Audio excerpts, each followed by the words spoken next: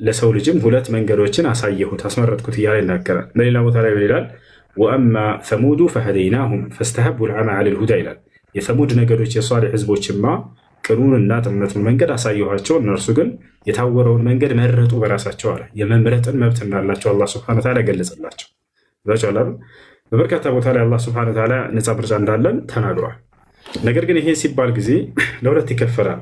የአምላክ የአላህ ሱብሓነሁ ወተዓላ ውሳኔዎች ወይም ቀደር የምንለው ነገር አንደኛ ለእኛ ምንም ነፃ ምርጫ ፈቃድ ሳይሰጠን የወሰናቸው ነገራቶች አሉ። ለእኛ ምንም ጣልቃ የለንም በዚያ ላይ በቃ የራሱ ውሳኔዎች ብቻ፣ ምንም ነፃ ምርጫ ፈቃድ ያልተሰጠን።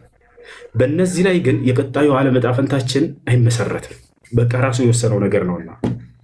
ሁለተኛ ለእኛ ነፃ ምርጫ ፈቃድ የተወልን ነገራቶች አሉ። በእነዚህ ላይ ነው የቀጣዩ ዓለም ዕጣ ፈንታችን የሚመሰረተው። እነዚህን ቀደሯቸዋል ሲባል ምን ማለት ነው?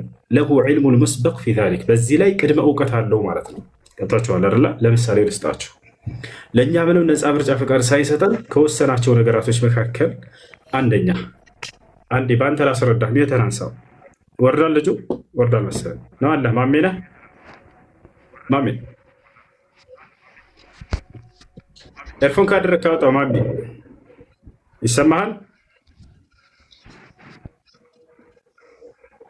እሺ በቃ ቤት አድርገው። እሺ በእኛ አንድ አቤኔዘር አለ ትከትላለህ። እችል ጨርስለት። ለእኛ ነፃ ምርጫ ፈቃድ ሳይሰጠን የወሰናቸው ነገራቶች አምላካችን አላህ ሱብሓነሁ ወተዓላ፣ ለምሳሌ እኔ ወንድ ልጅ መሆኔን አላህ ሱብሓነሁ ወተዓላ አስመርጦኝ ነው ወይ ወንድ ላድርገህ ወይንስ ሴት ብሎ አላስመረጠኝም። በራሱ የወሰነው።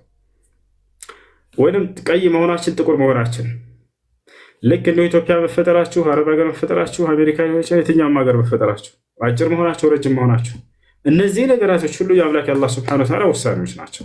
እርሱ ቀድሞ ወስኗቸዋል። በእነዚህ ነገራቶች ላይ ነፃ ምርጫ ፈቃድ የለም። ነፃ ምርጫ ፈቃድ ባልሰጠ ነገራቶች ላይ ደግሞ ነገ የትንሣኤ ቀን አይጠይቀንም። ምክንያቱም አንዳንድ ሰው የሚያነሳው ጥያቄ አለ። እሱ ምንድነው? አላህ ወስኖብኝ ከሆነ ለምንድን ነው በቀጣዩ ዓለም ገሃነም ገነት የሚያስገባኝ? በዚህ ነገር ገነትና ገሃነም የምትገባው በእነዚህ አይደለም። አላህ ቀድሞ በወሰነብህ ነገር ላይ የቀጣዩ ዓለም እጣ ፈንታ አይመሰረትም። ይሄ ልታውቅ ይገባል። በእነዚያም ላይ አይጠይቅም። ነገ የትንሣኤ ቀን ለምን ወንድ ሆነ ተፈጠርክ ይልሃል ወይ? አይልህም። ይሄ ራሱ ውሳኔ ነውና ለምን ጥቁር ሆንክ፣ ለምን ቀይ ሆንክ አይልህም። ለምን አጭር ሆንክ፣ ረጅም ሆንክ አይልህም። ለምን ኢትዮጵያ ተፈጠርክ፣ ሳውዲ ለምን አልተፈጠርክም አይልህም። ይወታችኋል አይደለ? አንደኛ ይሄ ነው። ሁለተኛ ለእኛ ነፃ ምርጫ ፈቃድ ሰጥቶን የተወልን ነገራቶች አሉ። በእነዚያ ነው የቀጣዩ ዓለም ዕጣ ፈንታችን የሚመሰረተው። ልክ እንዲሁ ደግሞ በእነዚህ ላይ ቅድመ እውቀት አለው እንጂ ጽፎብናል ማለት አይደለም። ያንን የሚያውቀውን በእርግጥ ወደፊት ምን እንደምንሰራ በእውቀቱ መሰረት አድርጎ ያንን ጽፎታል። ግን እንድንሰራ ሳይሆን የጻፈብን እንደምንሰራ ነው የጻፈው። ልብ በሉ። ከነዚያ መካከል ምን ከተባለ ጽድቅና ኃጢአት፣ ክፉና ደግ፣ ጥሩና መጥፎ፣ ማናቸውም የምናደርጋቸው ድርጊቶች ሁሉ ከእኛ የሆኑ ናቸው። በእነዚህ ላይ የአላህ ሱብሓነሁ ወተዓላ ድርሻው ምንድን ነው? በእነዚህ ላይ ቅድመ እውቀት አለው። ለምን? አምላክ ስለሆነ። አምላክ ማለት ከባህሪው ምንድን ነው? እውቀቱ ሙሉ የሆነ ነው። ገብቷችኋል አይደል? እውቀቱ ሙሉ የሆነ ማለት የወደፊቱንም ሁሉ ያውቃል፣ ያለፈውንም ሁሉ ያውቃል፣ እየሆነ ያለውን ሁሉ ያውቃል። ሊሆን የማይችሉ ነገራቶች ቢሆኑ ኖሮ በምን ሁኔታ እንደሚሆኑ ያውቃል። ሌላሉ ዑለሞች የዕለም ማ ካን ወማ ሰየኩን ወማ የኩን ወማ ለም የኩን ለው ካነ ከይፈ የኩን፣ ወደፊት የሚሆነውን ያውቃል፣ ያለፈውን ሁሉ ያውቃል፣ እየሆነ ያለውን ሁሉ ያውቃል። ሊሆን የማይችሉ ነገራቶች እንዲሆኑ ቢፈቅድ ኖሮ በምን ሁኔታ እንደሚሆኑ ያውቃል። ይሄኛውን በጣም የሚደንቀኝ ነው። ምሳሌ ሰጥቶበታል አላህ በቁርአን ላይ። ሊሆን የማይችሉ ነገራቶች ግን ቢሆኑ በምን ሁኔታ እንደሚሆኑ ከነዚህ ምሳሌ ለምሳሌ ሰው ከሞተ በኋላ ከትንሣኤ ቀን በኋላ ዳግም ወደ ምድር መመለስ አለ? የለም፣ በፍጹም ሊሆን የማይችል ነገር ነው።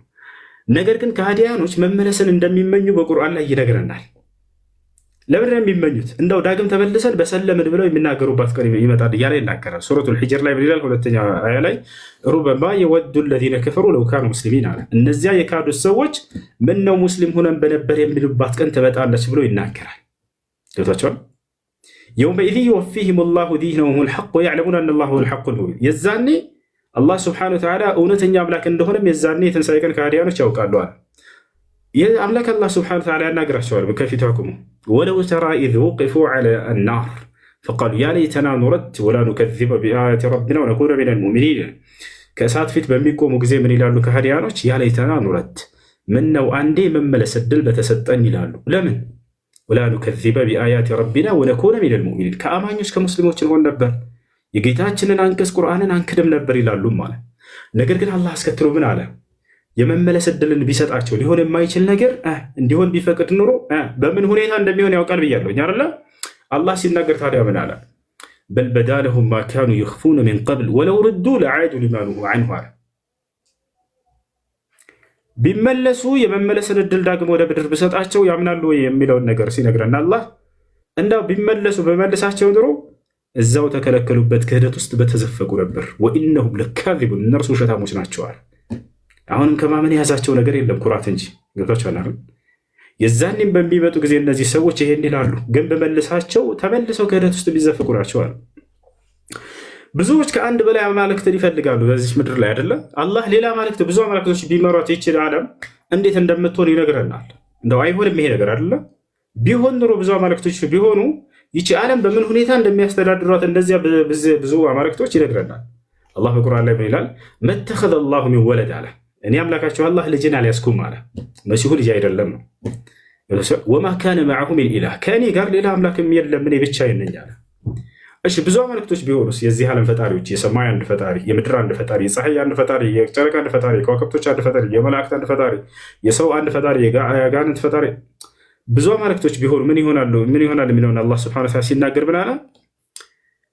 ወማ ካነ መዐሁ ሚን ኢላህ ኢዘን ለዘሀበ ኩሉ ኢላሂን ቢማ ኸለቀ አለ።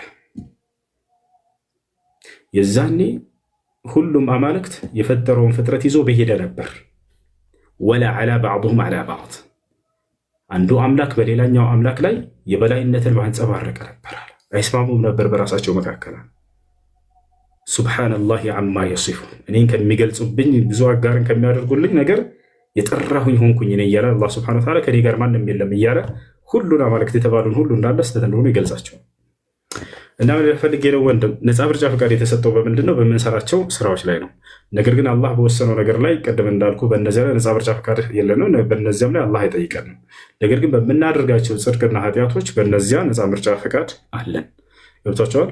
መልካምን ስሩ ይለናል፣ ከኃጢአት ተጠቀቁ ይለናል። ከዚህ የምንረዳው መልካም የመስራት ፈቃድ እንዳለን ከኃጢአት እንዲሁም ደግሞ ከፈለገን መስራት ከፈለገን ያንን መቆጠብ ፍቃድ እንዳለን ይገልጻል። የቀጣዩ ዕጣ ፈንታችን የሚወሰነው በእነዚህ በምንሰራቸው ነው። አላህ በቁርአን ላይ ሲናገር የገሃነም ሰዎችን ገሃነም መግባታቸው ምክንያት ፈዙቁል ዐዛበ ቢማ ኩንቱም ተክፍሩን ይላቸዋል። ስትክዱኝ በነበራችሁበት ምክንያት የገሃነም እሳት ገብታችሁ ቅመሱ ይላል። እያለ በሌላ ቦታ ላይ ምን ይላል? ፈዙቁል ዐዛበ ቢማ ኩንቱም ተክሲቡን፣ ስትሰሩ በነበራችሁ ስራ ምክንያት የገሃነምን እሳት ቅመሱ ይላቸዋል። ከራሳቸው በሆነ ስራ ነው እንጂ የቀጣዩ ዕጣ ፈንታቸው የሚወሰነው አምላክ አላህ ቀድሞ በፈጠረባቸው ማንነታቸው ራሱ በወሰኑ ነገር አይደለም። ይህን ይመስላል። እሺ ከላይ አብኔዘር ጀምረህ ነበር መሰለኝ።